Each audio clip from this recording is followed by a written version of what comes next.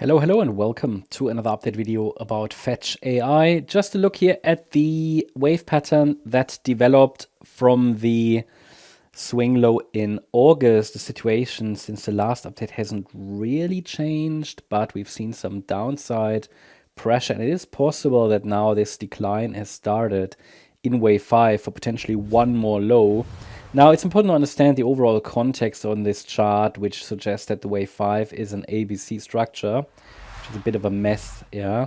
So we're dealing with an A wave, a B wave, and a C wave. Now, there's nothing stopping the market from breaking that November low and then just resetting the B wave a little bit lower. I find that very likely, given that the move up from that November low is clearly only in 3 waves, and the pullback was very deep, all right?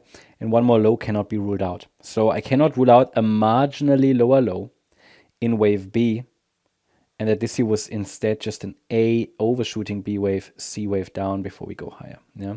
It's definitely something to consider, definitely something to watch for.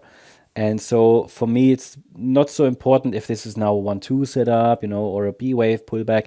Important is, do we get any confirmation that a low of sorts is in place?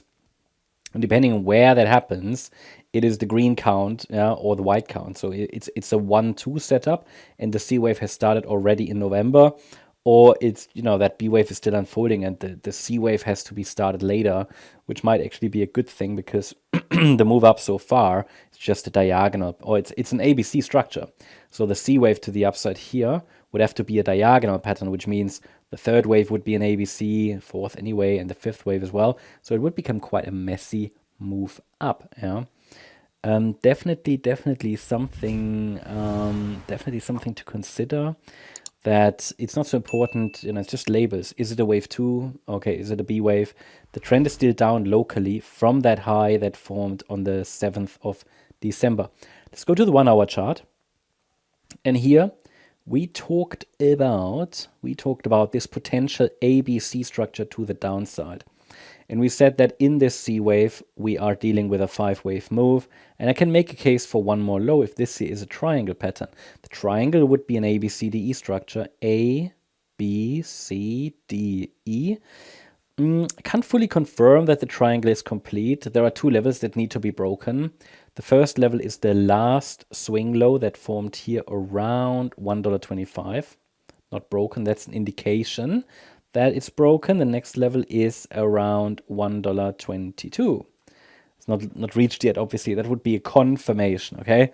So I'm definitely watchful for one more low. Any break above the swing high that formed here on the 21st of December, that's at 144, would invalidate the triangle and would suggest a low could be in. Okay, and why is that the case? Because if the triangle breaks above what would be the A wave of the triangle, it's invalidated. Because triangle is essentially just made up of lower highs and higher lows. Yes, there are other variants of triangles, but that wouldn't apply in this case. So that's what the first signal that a low is in place for me. Against that, and we're very close to that level anyway, but against that level, the focus could be short-term on the downside. And I find it quite likely that this last swing low could be tested. But I have no triangle breakdown confirmation yet. It is technically a complete triangle. It could easily break down from here, but the bears are not clearly winning yet. For me, the main question is just one more low, or is the low already in? Because I think we are close to some kind of a low, but I just can't confirm it yet. I need a break above 144 for a first indication. Yeah, and that's the update about FET. Hope you liked the update. If you did, please hit the like button, leave a comment, and subscribe. And if you really like the content, then please check out the channel membership. Also, make sure that you follow us on Instagram and Twitter for additional content. Thanks a lot for watching. Bye-bye.